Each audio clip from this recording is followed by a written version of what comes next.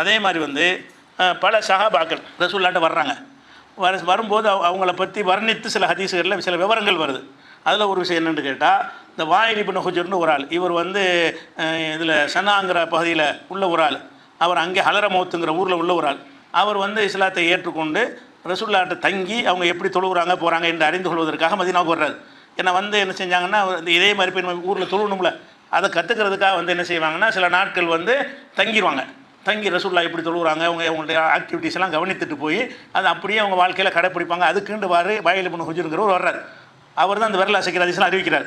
இதுக்குன்னு வந்தவர் எதுக்கு வந்திருக்காரு, ரசூலுல்லாஹ்வுடைய தொழுகை முறை ஒவ்வொரு முறை என்னங்கிறத பார்த்துட்டு போய் நம்ம கவுமுல நம்ம சமுதாயத்தில் அதை மக்களுக்கு சொல்லணும் என்பதற்காக வந்தவர் யார், வாயில் இப்னு ஹுஜர். அப்போ வந்து என்ன செய்கிறாருன்னு கேட்டால், இவர் வரும்போது எப்படி இருக்குன்னா நிறைய முடியோடு வர்றார்.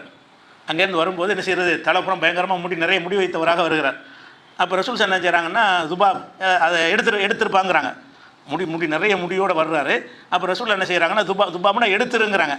எடுத்துருந்தவொடனே இவரை சொல்லலை, வேற ஒரு இதுக்கு சொல்லியிருக்கிறாங்க. இவர் என்ன விளங்கிட்டாருன்னு கேட்டால், நம்மளை தான் முடியை வந்து குறைக்க சொல்கிறாங்கன்னு இவர் விளங்கிட்டு என்ன செய்கிறாருன்னா, போய் அவர் மொட்டை அடிச்சுட்டு வர்றாரு. மொட்டை அடிச்சுட்டு வந்துடுறாரு.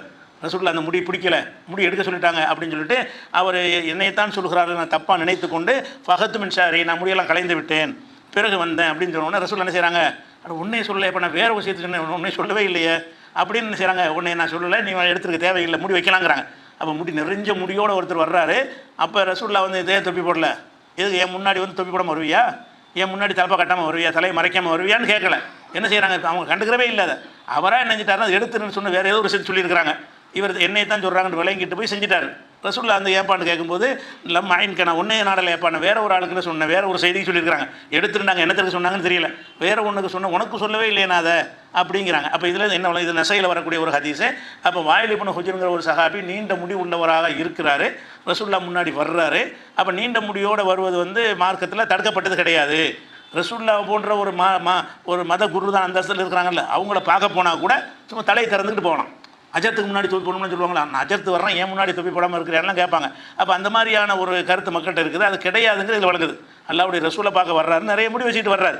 அவராக போய் வந்து எடுத்துகிட்டு வந்தாருன்னு எனக்கு தேவையில்லைப்பா, நீ முடி வச்சுக்கலாமே அப்படின்னு சொன்ன ஒரு செய்தி நசையில் நம்ம பார்க்குறோம்.